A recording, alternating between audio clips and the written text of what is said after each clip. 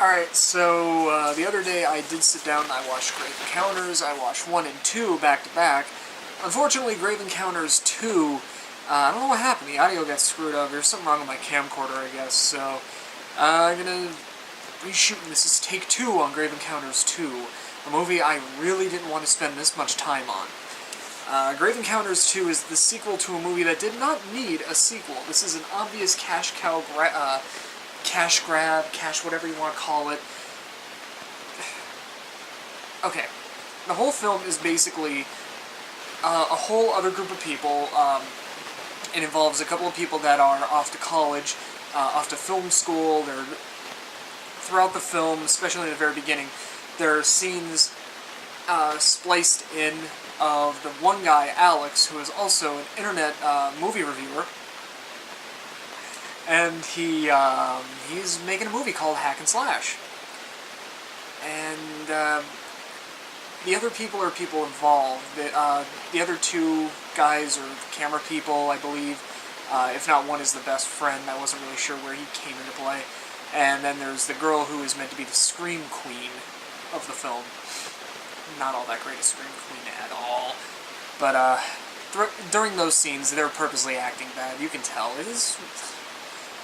It's just that this film is split up into 3 different sections, and those scenes are just intertwined into the first section. The first third of the movie is meant for character development, where we are introduced to Alex, the internet movie reviewer and filmmaker, and everybody else, who are at a party. Then they show the shooting of the film and everything.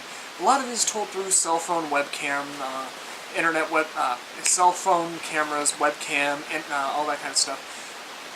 One of them does carry around a professional camera for some reason. Just pretty much everywhere he goes, he has a camera. So they decide they're going to do a documentary on Grave Encounters, which happens to be a film in their world.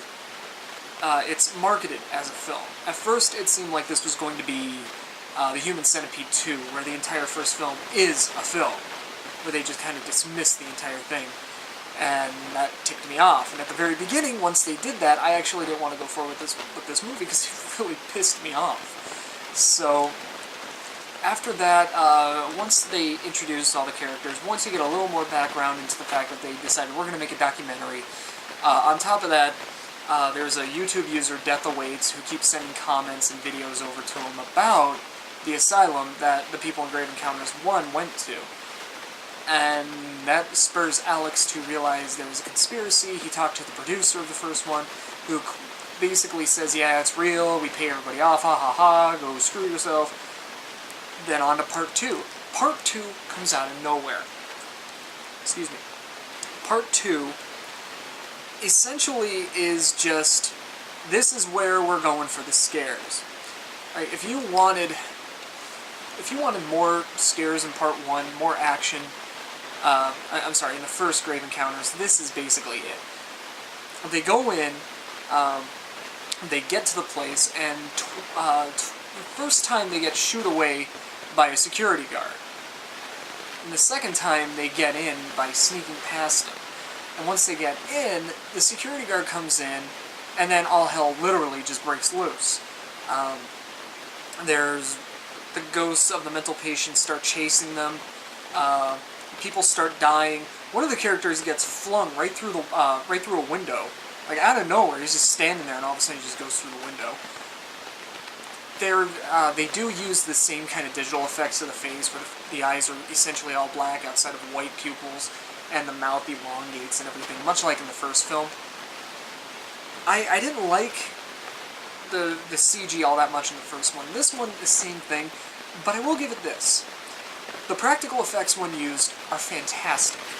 One of them winds up getting strapped to one of those electroshock therapy tables and dies by the electrocution and then is set on fire.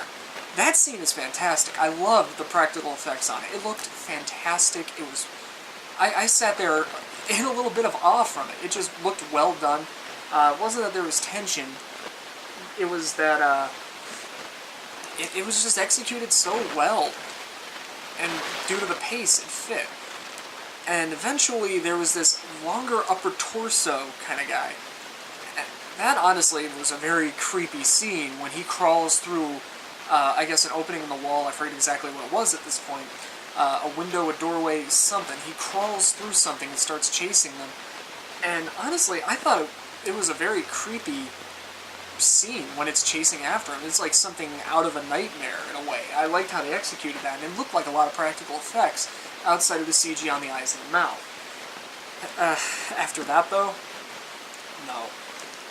That entire section has no tension whatsoever. And then there's the third part. It goes from found footage, character building, found footage, ghost attack, found footage, found people. I don't know exactly what you would call it, but the third part, the group who's left from the second part runs into Lance, who was the host of Ghost Encounters in the first movie. And he's been trapped there apparently for 9 years. So he's in there, and he starts helping them out. This is where some ghostly tension does begin to build, but it's executed through CG, and it's horrible, crappy CG. There's writing on the walls. He's talking to the ghost, who happens to be the main doctor there, Spirit's still there, who used to dabble in the occult. This section does kind of explain away some of the questions in the first one that it did leave behind, because the way they ended it, it's obvious that, you know, the doctor was doing something a little more than just operations and experimentations. So they reveal the occult angle. Honestly, everything just goes straight to hell from here. And not in the straight to hell, oh my god, here comes a demon. In a straight to hell, oh my god, this sucks. This part, honestly, the guy who plays Lance does a decent job. The entire time he does come off a believable crazy person. Like, he's lost his mind, the hospital keeps shifting, all the ghosts and everything keep coming after him. It's kind of a believable act. Yeah. Until the CG. The story, he'll talk to them, and then the ghosts will start writing on the wall. So, okay, and the writing is in CG, and it looks horrible. Unnecessary, too, I thought. You couldn't just go with that kind of effect. Having somebody kind of whisper in his ear. It would have been a hell of a lot more believable, considering this is a ghost story. Having them write on the wall, it didn't seem to fit at all with what was going on. And then come the CG cameras. The ghosts want the films to continue, apparently. So one of the ghosts, I'm assuming the doctor, has him go and collect the videos. That's his chore. That's what he has to do. He has to go get the videotapes. So he collects the videotapes, and to do so he has to kill some of the people. So he murders people. He starts blaming the doctor. CG cameras. A camera starts following him as if it's a crew member, and it's floating in the air. Towards the end, 6 cameras start floating around in a circle, and I checked out at that point. I didn't even want anything more to do with this film. There's a freestanding doorway that is apparently the only way to escape the building. You finally open up the building, open up the door. He walks through, nothing. And then out of nowhere, a giant portal that looks like a giant anus. It looks like the sphincter sucking in Lance and all the other people. It really symbolizes the last third of this film. Utter ass. Damn this movie. Okay. In all fairness, Grave Encounters 2 had some decent acting. I really didn't have a problem with any of them. The Scream Queen in the movie I didn't like too much, but everybody else did a decent job. No real complaints there. The guy who played Lance actually did a really good job. The story, a little too rushed, tried to do way too much in too little amount of time. It did answer some questions for the first film, which I really did enjoy. I liked knowing a lot more about the first film, the reasons behind a lot of it, so that worked out. The ending, thankfully, kind of sets it up in a way that it might have a sequel, it might not have a sequel. It ends with the survivor and, one of the survivors, I should say, and the producer of the first Grave Encounters film urging people not to do it. This film is a fake, so I don't know if there will be a sequel or not. This could very well be the end of it.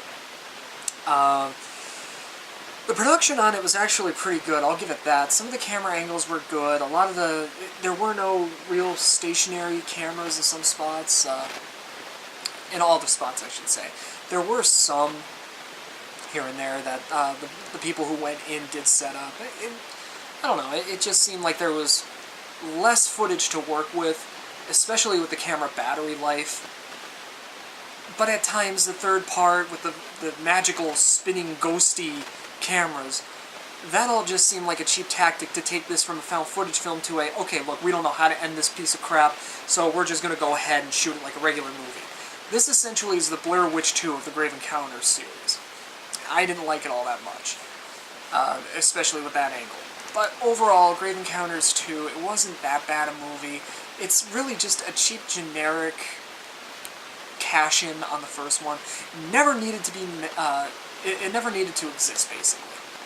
And because of all that, it's a little more believable than the first, but it's far less enjoyable than the first. Like I said, maybe an hour in, I basically just checked out after everything just basically went, okay, it's going to go from found footage to regular movie. There were some parts that just seemed unbelievable, some that just really didn't fit in with the whole concept of the movie. The first 30 minutes when they showed the party and using cell phone cameras and everything, it was just insanely boring. No character development was made whatsoever. I didn't like this movie anywhere near as much as the first one, so I originally thought about giving it a higher score. This time around, the more I think about it, I gotta give it maybe a 4.5, 4.5, because this film just really wasn't all that good. It's a little less generic than a generic film. It had issues, but it's on Netflix, and if you come across it for free, or if you rent it out of Redbox or something for $1, and you just watch it one night and you don't give more than $1, it's an okay film that you can just sit back and watch if you're bored and have nothing better to watch. So 4.5, that's the best I can give this movie. Grave Encounters 2 didn't need to exist, and thankfully it seems like it's going to be the end of the series.